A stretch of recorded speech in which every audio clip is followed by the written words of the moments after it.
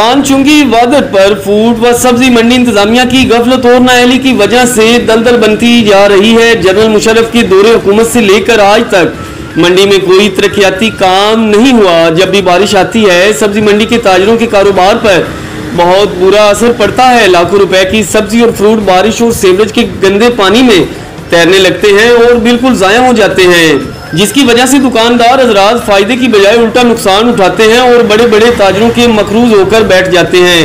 इंतजामिया की गफलत से मंडी में बारिश और सीवरेज के नकासी याब का निज़ाम बिल्कुल दरम बरम होकर रह गया है। सब्जी और फ्रूट मंडी के ताजरों और दुकानदारों को जलील करने में लाहौर इंतजामिया और म्यूनसिपल कमेटी वालों ने कोई कसर नहीं छोड़ी।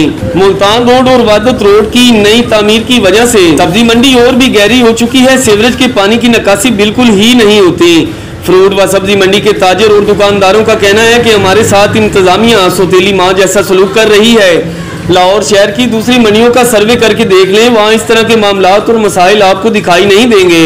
हमारी वज़ीर आला Punjab deputy commissioner Lahore assistant commissioner Allama Iqbal zone municipal committee के CEO से पुरजोर अपील है कि सब्जी मंडी वादत रोड मुल्तान चुंगी के दरीना मसले पर आज कुछ नोटिस लेकर इसकी तामीर के लिए फिल फौर हुक्म सादर फरमाया जाए और हमारे साथ होने वाले जुर्म और नाइंसाफियों का अजाला किया जाए और सब्जी मंडी की तामीर और तरक्की के लिए काम किया जाए। हमारी अकतलफी हो रही है। सब्जी व फ्रूट मंडी के तमाम ताजर बरादरी और दुकानदार हजरात इंतजामिया की गलत पॉलिसियों से बिल्कुल मायूस और तंग हो चुके हैं। इनका कहना है कि अगर हमारे मुतालबात पूरे न किए गए तो हम एहतजाज करने का भी हक रखते हैं। अपडेट करे थे हमारे ब्यूरो चीफ राना मोहम्मद जमान जोया।